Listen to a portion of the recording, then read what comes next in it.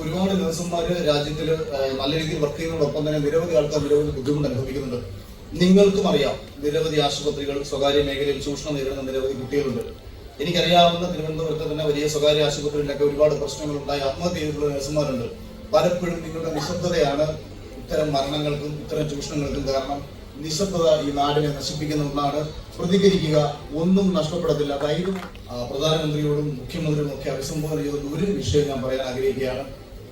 വ്യക്തമായ ക്ലിനിക്കൽ ട്രയലുകൾ ഇല്ലാതെയാണ് ഈ വാക്സിനുകൾ നമ്മളിലേക്ക് എത്തിയതുണ്ടെന്നുണ്ടെങ്കിൽ, ഈ വാക്സിനുകൾ ഇന്നലെ ഈ രാജ്യത്ത് എത്ര പേർ കോവിഷീൽഡ് വാക്സിൻ എടുത്തിട്ടുണ്ടെങ്കിൽ ആ കോവിഷീൽഡ് വാക്സിൻ എടുത്ത കംപ്ലീറ്റ് ആൾക്കാരുടെയും ഹിസ്റ്ററി എടുക്കുക.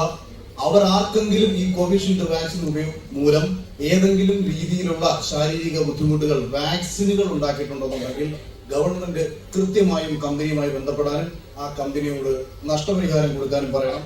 കുട്ടിക്കാലത്ത് ഇഞ്ചക്ഷൻ എടുക്കാമെന്ന് നേഴ്സിന്റെ മുഖത്ത് നോക്കി തുപ്പിയ ഒരു വൃത്തികെട്ട തിരക്കനായിരുന്നു. കണ്ടു ഞാൻ, എനിക്ക് പേടിയായിരുന്നു ഇഞ്ചക്ഷൻ എടുക്കാൻ.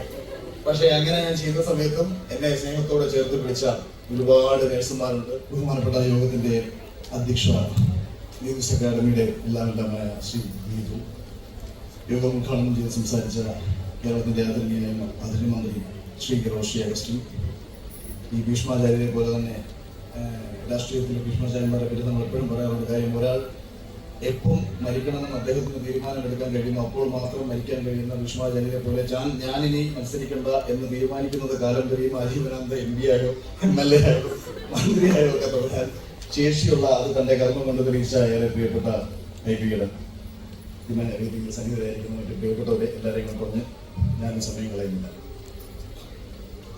ഞാൻ ഈ പ്രോഗ്രാമിലേക്ക് പങ്കെടുക്കാൻ വരാനുണ്ടായ പ്രധാനപ്പെട്ട കാരണം, എന്റെ കഴിഞ്ഞ വർഷം ബിക്കോസ് വിജയിച്ച ശേഷമുള്ള ബർത്ത്ഡേ ദുബായിൽ വെച്ചിട്ടായിരുന്നു. ബർത്ത്ഡേ ആഘോഷിക്കാൻ വേണ്ടി ഒരാൾ ഫ്ലൈറ്റ് കയറി ദുബായിൽ വന്നു. പ്രിയപ്പെട്ട നീതു ഞാനും തമ്മിൽ ആദ്യമായി പരിചയപ്പെടുന്നത് ആ ബർത്ത്ഡേ ഫംഗ്ഷനിലാണ്. അപ്പം എന്റെ ബർത്ത്ഡേ ആഘോഷിക്കാൻ വേണ്ടി അന്ന് മൂവി വേൾഡിന്റെ പ്രോഗ്രാമിൽ വളരെ സന്തോഷം, വേണമെങ്കിൽ സ്പോൺസർഷിപ്പ് ചെയ്തിട്ട് മാറിയിരിക്കാം. പക്ഷേ അവിടെ വന്ന് ആ ബർത്ത്ഡേക്ക് എൻ്റെ ഒപ്പം കൂടിയ നീതു പിന്നീട് നല്ല സുഹൃത്തായിരുന്നു. അതുകൊണ്ട് തന്നെ ഇന്നലെ ബാംഗ്ലൂരിൽ നിൽക്കുന്ന സമയത്ത് ഞാൻ നാളെ എനിക്ക് കടക്കിലൊരു പ്രോഗ്രാം ഉണ്ടായിരുന്നു. അപ്പം ഞാൻ പറഞ്ഞു വരാൻ പ്രയാസമായിരിക്കുമെന്ന് ആദ്യം പറഞ്ഞെങ്കിലും പിന്നീട് ഓടി വരാനുണ്ടായിട്ടുള്ള പ്രധാനപ്പെട്ട കാരണം, കാഴ്ചപ്പാട് കൊണ്ടും നീതിബോധം കൊണ്ടും കഴിവ് കൊണ്ടും ഒക്കെ തന്നെ ഒരു നേഴ്സിൽ നിന്നും ഒരു വലിയ പ്രസ്ഥാനത്തെ ഡെവലപ്പ് ചെയ്തെടുക്കാൻ ശേഷിയുള്ള, നിങ്ങളുടെയൊക്കെ പ്രിയപ്പെട്ട നീതു മാമായി വളരെ ശേഷിയുള്ള കൂടിയാണ് ഈ ഒരു പ്രോഗ്രാമിൽ ഞാൻ പങ്കെടുക്കാൻ വന്നത്. 2, കുട്ടിക്കാലത്ത് ഇഞ്ചക്ഷൻ എടുക്കാമെന്ന് നേഴ്സിന്റെ മുഖത്ത് നോക്കി തുപ്പിയ ഒരു വൃത്തികെട്ട തിരക്കനായിരുന്നു. കണ്ടു ഞാൻ, എനിക്ക് പേടിയായിരുന്നു ഇഞ്ചക്ഷൻ എടുക്കാൻ. പക്ഷെ അങ്ങനെ ഞാൻ ചെയ്ത സമയത്തും എന്നെ സ്നേഹത്തോടെ ചേർത്ത് പിടിച്ച ഒരുപാട് നേഴ്സുമാരുണ്ട്. കാലിൽ ഒരു വലിയ പരുവന്ന് അതിങ്ങനെ തിരിയിടണം. കൊല്ലം മിൽസിയർ ആശുപത്രിയിലാണ് ഞാൻ ചികിത്സിക്കുന്നത്. അപ്പോൾ ഈ കാല് നല്ല കുഴിയാണ്. ഈ തിരിയിടാൻ വേണ്ടി മരുന്ന് വിളിക്കുന്ന സമയത്തൊക്കെ ഞാൻ ഭയങ്കര പ്രശ്നം ഉണ്ടാക്കും. അപ്പോഴൊക്കെ ഞാൻ കിടന്ന് അലറി വിളിക്കുന്ന സമയത്തും അമ്മയെന്നല്ലായിരുന്നു നമ്മൾ വിളിക്കുന്നത്, സിസ്റ്ററെ എന്നായിരുന്നു വിളിക്കുന്നത്. പിന്നീട് കാലങ്ങളൊക്കെ കഴിഞ്ഞ് ഞാൻ മെഡിക്കൽ റെപ്രസെന്റേറ്റീവ് ആയിട്ടാണ് ആദ്യമായി ജോലിക്ക് കയറുന്നത്. പൊതുവെ ജോലിക്ക് പോകാൻ താല്പര്യമില്ലാത്ത എന്നെ ഹോസ്പിറ്റലിലേക്ക് അടുപ്പിച്ചത് നഴ്സുമാരായിരുന്നു. അപ്പോ അങ്ങനെ നേഴ്സുമാരുമായിട്ടായിട്ട് ബന്ധമുണ്ട്. പിന്നീട് നിങ്ങളുടെ ജാസ്മിനൊക്കെ ഈ നേഴ്സുമാരുടെ പ്രശ്നങ്ങളൊക്കെ ഉയർത്തിപ്പിടിച്ച സമയത്ത് എല്ലാ വിഷയത്തിലും ആവശ്യത്തിനും അനാവശ്യത്തിനും കയറി ഇടപെടുന്ന ഞാൻ എന്നാൽ കഴിയാവുന്ന രീതിയിൽ നിങ്ങൾക്ക് അനുകൂലമായി ഒരുപാട് അന്നത്തെ പഴയ അഖിൽ കോട്ടാപ്പിലായിരുന്ന എന്റെ പ്രൊഫൈലിലൂടെ എഴുതിയിട്ടുണ്ട്, ഐക്യദാർഢ്യം പ്രഖ്യാപിച്ചിട്ടുണ്ട്, ഒരുപാട് സംസാരിച്ചിട്ടുണ്ട്. പക്ഷെ പിന്നീട് ആണ് എന്റെ ശബ്ദമൊക്കെ നിങ്ങളൊക്കെ കേൾക്കാൻ തുടങ്ങിയത്. അപ്പൊ അത് നിങ്ങളോടുള്ള സ്നേഹം കൊണ്ട് കൂടിയാണ്. രണ്ടാമത് ഇവിടെ വരാനുള്ള കാരണം, പിന്നെ ഈ ഒരു കാഴ്ചപ്പാട് ഒരുപാട് കുട്ടികളെ നഴ്സിംഗ് പഠിപ്പിച്ച് രാജ്യത്തിന്റെ അഭിമാനമായി ലോകത്തിലേക്ക് എത്തിക്കാൻ ഈ ഒരു അക്കാദമിക്ക് കഴിയുന്നു എന്നുള്ള ആശംസകൾ അറിയിച്ചിട്ടൊക്കെ പോകാമെന്നാണ്. മറ്റ് വിശദമായിട്ടൊന്നും സംസാരിക്കാനുള്ള ഒരു അവസരമോ കാര്യങ്ങളോ ഒന്നുമുള്ള ഒരു സാഹചര്യമല്ല എന്ന് എനിക്കറിയാം. എല്ലാവരോടും 1000 സ്നേഹവും നന്ദിയൊക്കെ അറിയിക്കുന്നതോടൊപ്പം ഈ കൂട്ടത്തിൽ ഒരു പ്രധാനപ്പെട്ട ഒരു കാര്യം കൂടി ഒരു അവസരത്തിൽ എനിക്ക് പറയാമെന്ന് തോന്നി. ലോകത്തെ ഏതെങ്കിലും ഒരു മേഖലയെ നിശ്ചലമാക്കാൻ കഴിയുന്ന ഒരേ ഒരു മേഖല എന്ന് പറയുന്ന ആരോഗ്യരംഗമാണ്. സമസ്ത മേഖലയും ഒരു നിമിഷം കൊണ്ട് നിശ്ചലമാക്കാൻ കഴിയുമെന്ന് നമുക്ക് കോവിഡ് വന്ന സമയത്ത് നമ്മൾ കണ്ടതുമാണ്.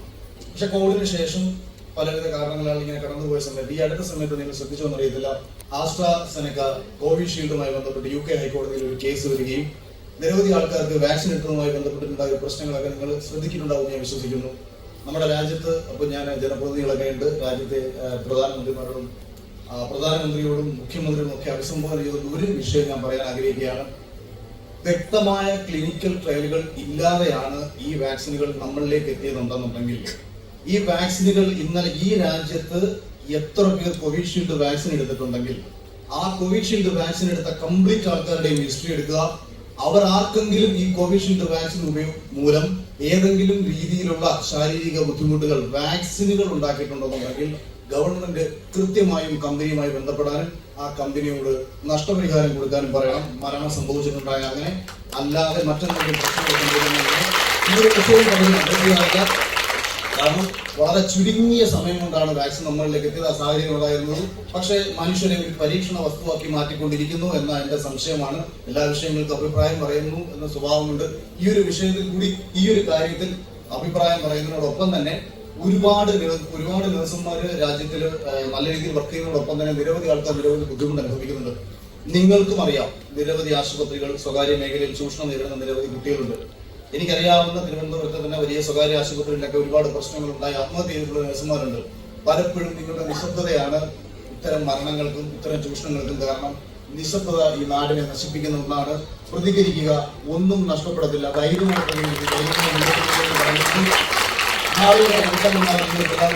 ആശംസിച്ചുകൊണ്ട് അവസാനിപ്പിക്കുകയാണ്. ഈ വേദിയിലേക്ക് എന്നെ ക്ഷണിച്ച നീന്തൽ അക്കാദമിയുടെ എല്ലാവർക്കും ഞാൻ നമ്മുടെ സമുദായി സാഹിബിന്റെ മോശമായിട്ടുള്ള നമ്മൾ ഫോണിലൂടെ സംസാരിച്ചിട്ടുള്ള വെച്ചിട്ട് നേരിട്ട് കാണുന്ന ആദ്യമായിട്ടാണ്. ആദ്യത്തിലും ആശംസകൾ അറിയിച്ചുകൊണ്ട് അവസാനിപ്പിക്കുകയാണ്. നമസ്കാരം.